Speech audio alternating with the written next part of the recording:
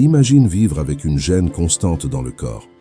Ce n'est ni une douleur aiguë ni une urgence médicale, mais une sensation persistante qui accompagne le quotidien.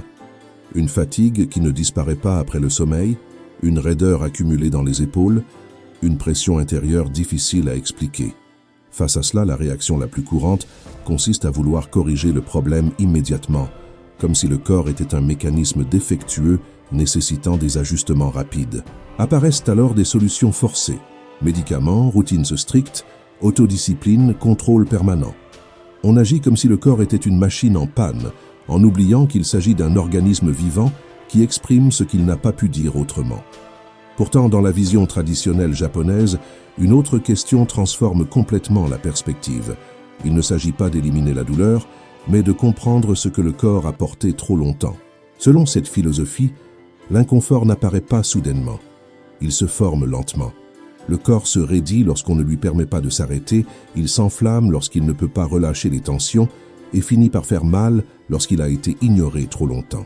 C'est pourquoi la guérison ne commence pas par l'attaque des symptômes, mais par une pause consciente pour ressentir ce qui a été réprimé, ce qui n'a pas été exprimé par sens du devoir, par normes sociales ou par fierté personnelle.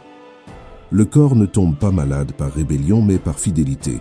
Il s'adapte, compense et assume des charges que l'esprit a préféré ne pas affronter. Il existe une vérité rarement évoquée. De nombreux maux ne proviennent pas d'un excès d'effort, mais d'un manque de permission. La permission de se reposer sans culpabilité, de se détendre sans se sentir fragile, d'écouter ce qui se passe à l'intérieur sans vouloir le corriger immédiatement. Dans cette perspective, guérir n'est ni un combat ni une conquête personnelle. C'est un processus de réconciliation. On n'exige pas du corps qu'il fonctionne mieux, on lui offre de l'espace. Car lorsqu'il cesse d'être constamment poussé, le corps se souvient de lui-même comment retrouver l'équilibre. Il ne le fait ni dans l'urgence ni dans la force, mais avec attention et douceur. Avant toute intervention physique, la tradition japonaise invite à tourner le regard vers l'esprit. Non pour l'analyser excessivement ou le comprendre intellectuellement, mais pour soulager la pression qu'il accumule. Un corps tendu n'est presque jamais l'origine du problème. Il est souvent la conséquence d'un esprit qui ne s'arrête jamais. L'esprit anticipe, imagine des scénarios, reste en alerte, même lorsqu'il n'existe aucun danger réel. Il pense en mangeant, s'exige même pendant les moments de repos et se juge même après avoir fait de son mieux. Le corps ne fait que répondre. Il serre la mâchoire, relève les épaules, retient la respiration. Ainsi, peu à peu, il porte ce qu'il ne s'est jamais permis de lâcher. Cet état de tension ne naît pas d'une décision consciente, mais de la répétition. Il s'installe comme une habitude silencieuse. Dans la sensibilité japonaise, une compréhension est très claire. Tant que l'esprit ne ralentit pas, le corps n'a pas l'espace nécessaire pour se rétablir. C'est pourquoi le soin mental ne commence pas par une tentative de penser différemment, mais par l'arrêt de l'intervention constante. Des pratiques comme le silence, la répétition simple ou les mouvements lents ne cherchent pas à provoquer des révélations ni des résultats extraordinaires. Leur intention est bien plus simple et profonde. Permettre à l'esprit de cesser de pousser. Lorsque la pensée s'apaise, le corps n'a plus besoin de rester sur la défensive. Ce n'est pas un hasard si de nombreuses activités traditionnelles japonaises, comme préparer le thé, écrire avec calme, ordonner l'espace ou marcher sans destination, sont dépourvues d'objectifs productifs. Elles ne sont pas conçues pour servir quelque chose d'extérieur, mais pour revenir à l'essentiel, au geste présent, à l'instant vécu, au corps auquel on ne demande aucune réponse. Dans cette vision, prendre soin de l'esprit ne signifie pas résoudre les pensées, mais les relâcher. C'est permettre à une émotion de traverser sans la classer, sans la corriger, sans en faire un problème. Lorsque cette pression mentale se dissout, le corps reçoit un message différent. Il peut se détendre, se réorganiser et se reposer sans rester en état d'alerte permanent. La récupération physique n'apparaît pas comme un événement soudain, mais comme une permission silencieuse. D'abord, l'esprit relâche la vigilance, puis le corps cesse de résister. Non parce que quelqu'un le lui a ordonné, mais parce qu'il n'existe plus de raison de continuer à lutter. Dans la vision orientale, le corps ne faillit jamais de manière inattendue. Il communique toujours, même dans un langage que peu prennent le temps d'écouter. Il ne crie pas au début. Il commence par des signaux subtils. Un sommeil interrompu sans raison claire, une digestion qui se bloque sans menace réelle, une raideur dans le dos concentrée précisément là où se sont accumulées des années de responsabilité. Dans la tradition japonaise, de nombreuses affections ne sont pas interprétées comme des défaillances de l'organisme, mais comme des messages qui se sont prolongés trop longtemps. Le corps manifeste ce que l'esprit s'obstine à porter. La tension qui ne trouve pas d'issue finit par s'exprimer physiquement. Les émotions réprimées se transforment en pression intérieure et l'auto-exigence constante devient raideur. Cela ne se produit pas comme une punition, mais comme une forme de traduction. Lorsqu'une chose ne parvient pas à s'exprimer vers l'extérieur, elle cherche inévitablement un chemin vers l'intérieur. De ce point de vue, la maladie n'est pas un ennemi à éliminer, mais le dernier recours du corps pour être entendu. Elle n'apparaît pas soudainement. Elle se construit lentement, à chaque fois que l'on continue d'avancer sans pause, chaque fois que la fatigue devient normale, chaque moment où le corps demande de s'arrêter et où l'esprit répond que ce n'est pas encore possible. C'est pourquoi le processus de guérison ne commence pas par la suppression du symptôme, mais par l'attention portée à ce qui est resté sous tension trop longtemps. Des émotions sans espace, des rythmes excessifs devenus habituels, des charges qui ne sont plus remises en question.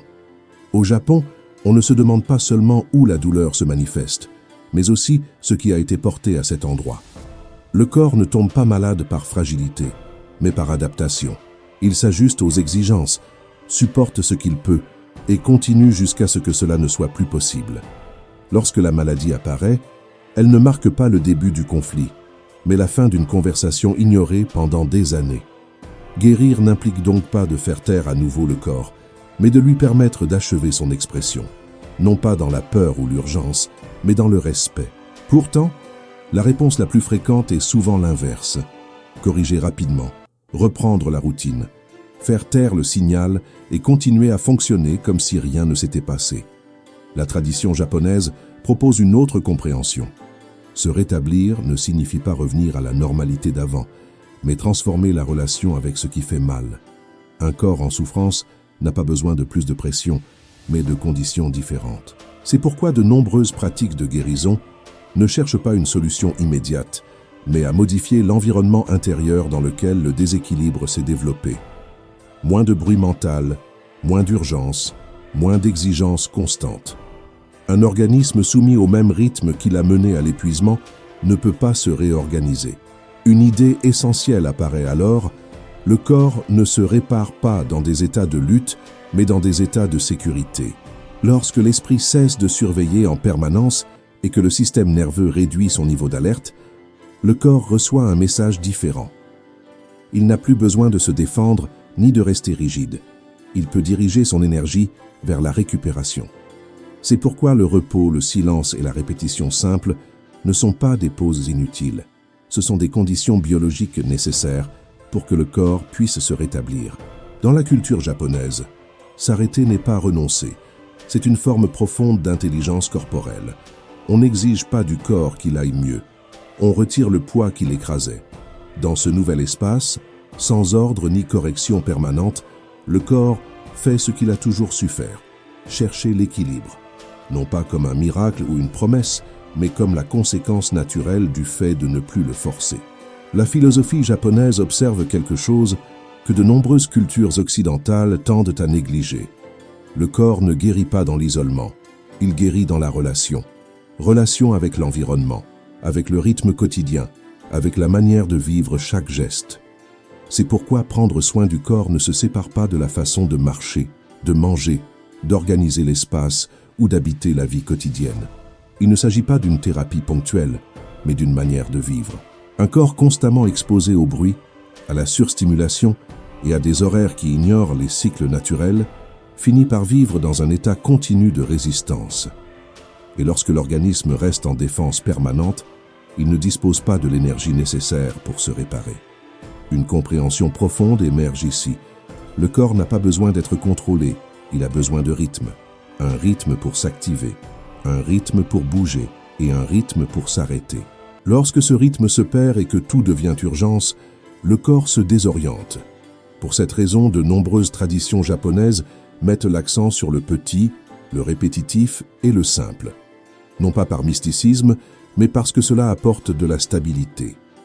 Un geste accompli avec attention transmet au corps un sentiment fondamental de sécurité. Un environnement ordonné signale au système nerveux qu'il peut se détendre. Et lorsque cette vigilance diminue, le corps cesse de dépenser son énergie à survivre et commence à l'investir dans la réparation. Dans cette perspective, guérir ne consiste pas à ajouter davantage de pratique, mais à éliminer l'excès. Moins de stimulation, moins d'exigence, moins de lutte intérieure. Le corps ne demande pas des solutions compliquées, il demande de la cohérence. Lorsque la vie devient plus habitable, le corps répond naturellement, non comme une récompense, mais comme un reflet. Dans la tradition japonaise, les pratiques n'existent pas pour corriger le corps, mais pour ne pas interférer avec son fonctionnement. La méditation, le mouvement et la respiration ne sont pas conçus comme des outils d'amélioration, mais comme des chemins pour revenir à un état plus naturel. Méditer ne signifie pas calmer l'esprit de force, mais cesser de suivre chaque pensée, s'asseoir, respirer et permettre à ce qui apparaît de ne pas être corrigé. Lorsque l'esprit cesse d'intervenir, le corps accède à un véritable repos. Le mouvement, lui non plus, n'est pas vécu comme une punition ou une exigence de performance. Marcher lentement, s'étirer avec attention ou bouger sans objectif précis rend au corps une sensation essentielle. Il peut se mouvoir sans danger. Le mouvement doux libère des tensions anciennes qui ne se dissipent pas par la force. Et au centre de tout se trouve la respiration. Dans de nombreuses pratiques japonaises, la respiration est dirigée vers l'abdomen, non pour la contrôler, mais pour réhabiter le corps. Une respiration profonde envoie un message clair au système nerveux. Il n'est plus nécessaire de fuir. Ces pratiques ne cherchent pas à provoquer des expériences particulières. Elles visent à sortir du mode survie. 5 minutes authentiques valent plus qu'1 heure forcée. Il ne s'agit pas de faire parfaitement, mais de faire sans violence. Lorsqu'une pratique devient une obligation, elle reproduit le même schéma qui a conduit à l'épuisement. Mais lorsqu'elle devient un espace, le corps répond de manière subtile, en relâchant les tensions, en respirant différemment, en dormant un peu mieux. Ici, guérir n'est pas un objectif à atteindre, c'est un climat à créer. Selon la philosophie orientale, guérir ne signifie pas redevenir celui ou celle que l'on était auparavant, mais cesser de vivre contre son corps. Le corps n'attend ni perfection ni discipline infinie. Il n'exige pas que tout soit compris. Il demande seulement quelque chose de plus simple, qu'on cesse de le pousser lorsqu'il est déjà fatigué. L'art japonais de guérir ne promet pas l'absence totale de douleur. Il propose quelque chose de plus honnête, une relation différente avec ce qui fait mal. Lorsque l'esprit baisse la garde, lorsque le rythme redevient humain et que le corps cesse d'être traité comme un problème, quelque chose change sans bruit. La tension ne s'accumule plus de la même manière. Le repos commence à devenir réel. La maladie cesse d'être vue comme un ennemi et devient un signal, non pour générer de la peur, mais pour orienter. Guérir, ce n'est pas faire davantage d'efforts, c'est écouter d'abord. Écouter quand serrer n'est plus nécessaire. Écouter quand continuer d'avancer a cessé d'être du courage pour devenir une habitude. Peut-être que le corps n'a pas besoin d'être sauvé. Peut-être a-t-il simplement besoin d'espace, de l'espace pour ressentir sans corriger, pour s'arrêter sans culpabilité, pour se reposer sans avoir à se justifier. Comme l'enseigne la philosophie orientale, la douceur n'est pas une faiblesse. C'est la seule chose qui ne se brise pas. Si ce message accompagne, il n'est pas nécessaire de changer quoi que ce soit aujourd'hui. Il suffit d'observer où l'on se force, où l'on résiste, et où l'on ignore un signal silencieux. C'est là que commence la guérison, sans hâte, sans violence, avec présence.